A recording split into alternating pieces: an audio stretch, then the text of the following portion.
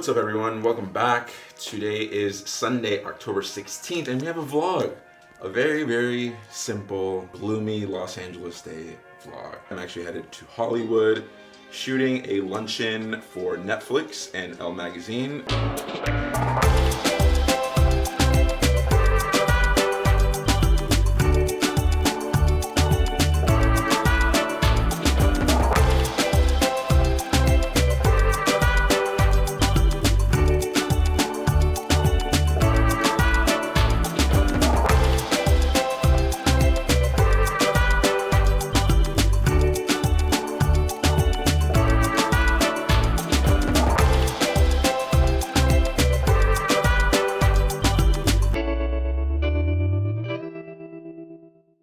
Should be fun. Figured I'd bring you guys along. It's 11 o'clock right now. I'm supposed to be there at 11:45. That's why I'm talking so fast, because I need to go. But let's roll the intro and I'll see you on the other side.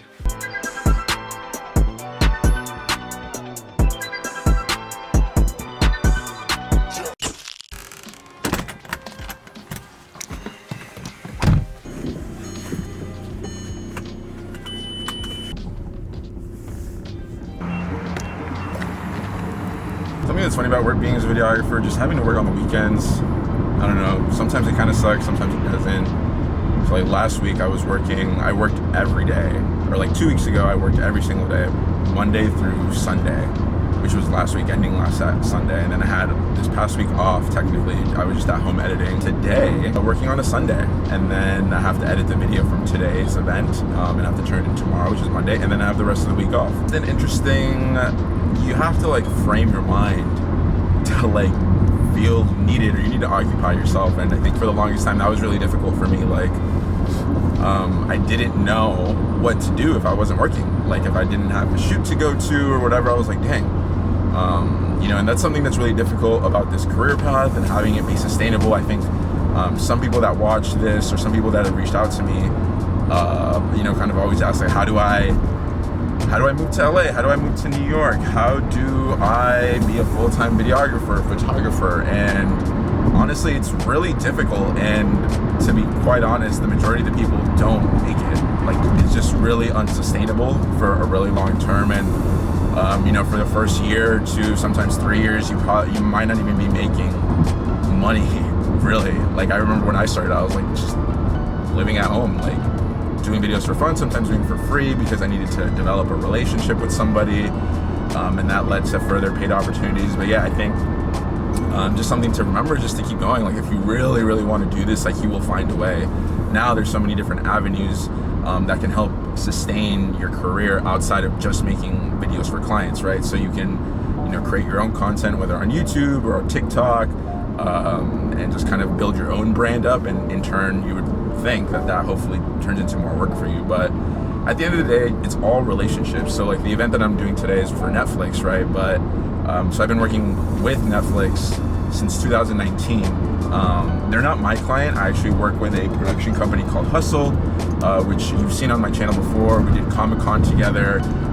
So I highly recommend just start looking or reaching out to production companies, because you know, a lot of the times they are looking for camera operators, looking for DPs, videographers, photographers, whatever, and they can plug you into the projects that they have. And a lot of the times, you know, these big corporate clients, they don't want to work with one person. They need a production team, someone that can handle all the logistics. So, you know, just remember that this career path isn't, you know, like very, it's not just a one-person thing. You know, you can be a videographer, but you may not want to be a producer. You may not want to direct. You know, you don't want to edit.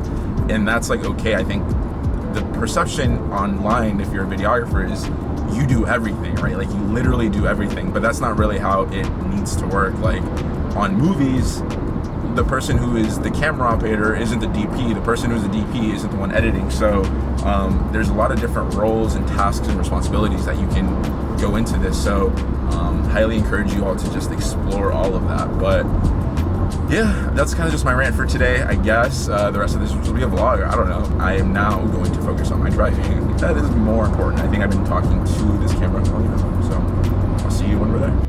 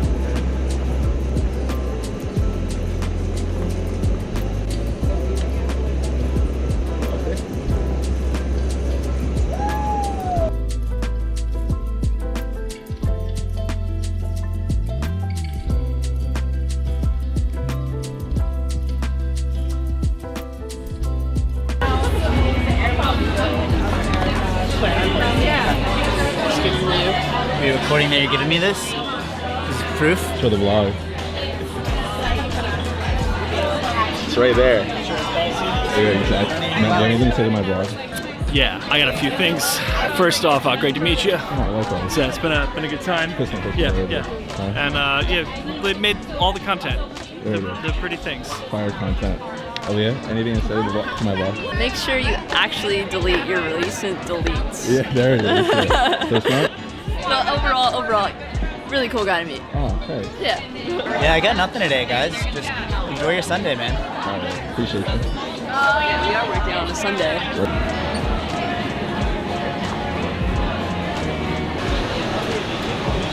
Thanks, man. Appreciate it. Have a good one. Love that watch. Thanks, man. All right, I'm back. Event was super quick. I think we were there for like 2 hours. But yeah, it was an event for Netflix with Elle Magazine, Latinas in Hollywood. We were just doing some general event coverage.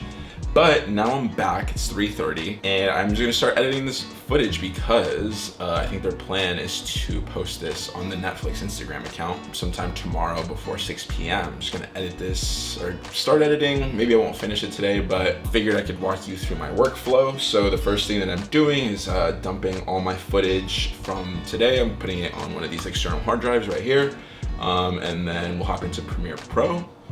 Organize my project file, and then kind of go from there. But they're just looking for a 45 to 60 second recap. I do need to find music though. That's always like a struggle. Finding music, for anyone that edits videos out there, finding music is always just the most time consuming part, I feel like. And since, you know, Netflix is a corporate company, they can't use like, you know, music, like popular music, so it has to be like royalty-free music is what I'm trying to get at. So I need to go through their music library, find something that kind of fits the vibe of the event, and then kind of go from there. But I'll show you how some of my project file is organized. So let's hop into my computer. All right, so the first thing, finding music. Honestly, one of my least favorite things to do. I would prefer if someone just gave me the music, but don't always have that luxury. So I actually use the website artlist.io. Not sponsored, but Artlist, if you're watching this and would like to sponsor me, holla at your boy. We're gonna just dive in. The parameters they gave me for music was, it should be something Latin inspired, but not overly salsa. So if we come in here, we can just type in, let's just type in Latin music. And then over here, instrumental, we'll go with instrumentals, and then let's just start playing. This is kind of just the process, gonna go one by one and see what we like and what we don't like. Okay, I think we can work with this. All right, so then we'll go ahead and download this one, kind of just see, that was a cool little vibe. And again, this is 30 seconds, nothing crazy of a video, so I did like that.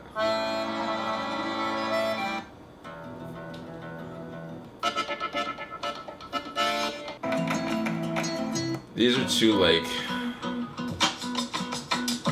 these are like a little too like, you know, I don't know, not the vibe that we're going for. This one's kind of cool. Go ahead and download this one too. I do think the other one that we found, Blanco, honestly, kind of think that one just might be it. I kind of know within the first like 3 seconds of a song if it's going to be a hit or not, if it's going to be usable or not. Oh.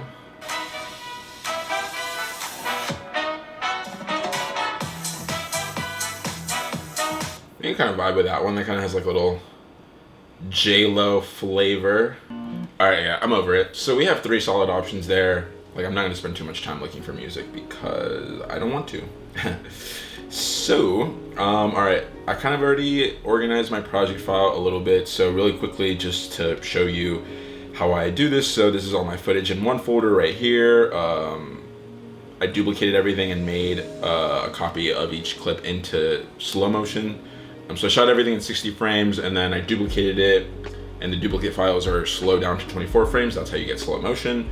So that's all in this footage file. And then I also have a folder or a bin with all my timelines. So one timeline is all my footage, where I just literally lay all my footage, and this is kind of how I just scrub through everything and see what I need, what I don't need, and kind of just go through that. And then right here, I also have another timeline, and this is gonna be my edit. So this is called Netflix_1. And then depending on how many revisions we go through, if we go to a second version, then I'll duplicate this and then name it Netflix 2. And then if we go to the third version, I'll duplicate the second version, Netflix 3, and so on and so forth. And the way that I do this is not to work on the same timeline, just to keep everything organized, but I also like making duplicates because I've had plenty of times where maybe we'll be on version 4 of something and the client will be like, you know what, we actually like what we had in version 1 for this one section, but beforehand I would just be working off the notes or the corrections, and then I would be like, oh man, I don't even have version 1 anymore. So this is just a way, like if I need to go back and get something that we already had that the client may have changed their mind on, then I can just go back really easily and bring it to the newest version. But this is it. So we're gonna start editing and then kind of just see what we get. Took my music, I trimmed 40 seconds of it. I like the beginning of how that starts as a quick little pace, and then luckily this goes into the kind of like in the bridge before the chorus, so it kind of has a lull in the music, so that's going to be a good place to just end it. 40 seconds, that's about what they're looking for this video, so that's our start.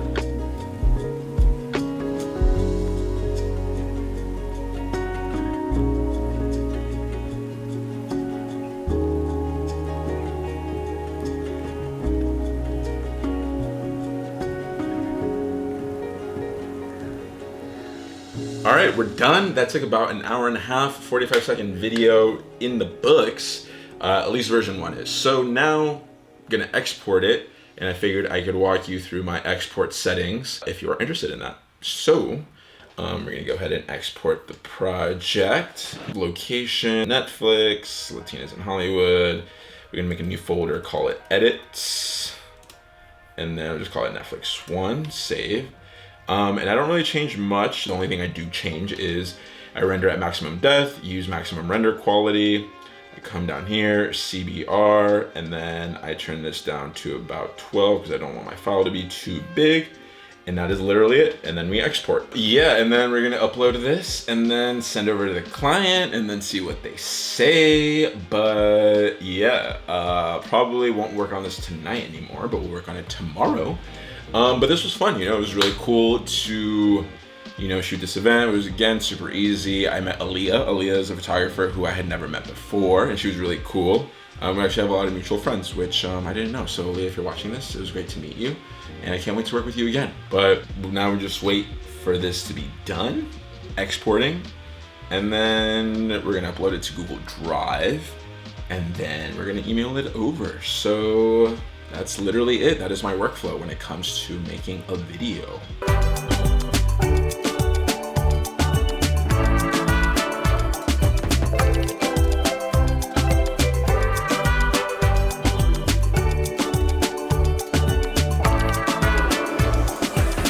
I am so happy to have these incredibly talented, accomplished women, all of you Latinas here today. We must elevate our Latin voices, and the more we come together, the more success we have.